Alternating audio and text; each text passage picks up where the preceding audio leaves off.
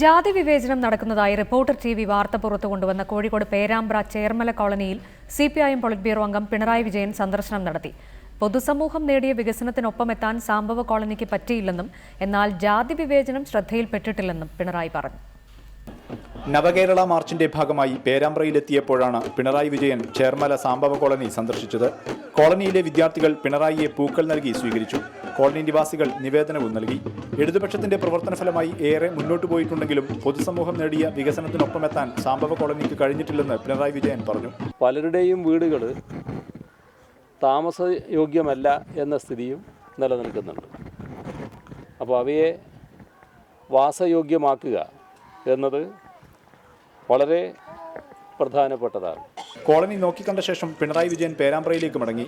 വാർത്താ സമ്മേളനത്തിനിടെ കോളനി നിവാസികൾ ജാതി വിവേചനം നേരിടുന്നുണ്ടെന്ന പരാതിയെക്കുറിച്ച് മാധ്യമപ്രവർത്തകർ ചോദിച്ചപ്പോൾ ഇത്തരമൊരു പരാതി തനിക്ക് ലഭിച്ചിട്ടില്ലെന്ന് പിണറായി പ്രതികരിച്ചു. എന്നോടാരും അത് പറഞ്ഞില്ല കേട്ടോ. നിങ്ങൾക്ക് എവിടുന്ന് കിട്ടിയ വിവരമാണെന്ന് എനിക്കറിയില്ല.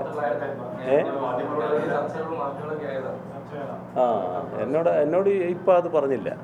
പേരാമ്പ്ര ചേർമല സാംബവ കോളനി നിവാസികൾ വിദ്യാലയങ്ങളിലും പൊതുവിടങ്ങളിലും ജാതി വിവേചനം നേരിടുന്നുണ്ടെന്ന വാർത്ത റിപ്പോർട്ടർ ടിവിയാണ് പുറത്തുകൊണ്ടുവന്നത്. റിപ്പോർട്ടർ, കോഴിക്കോട്.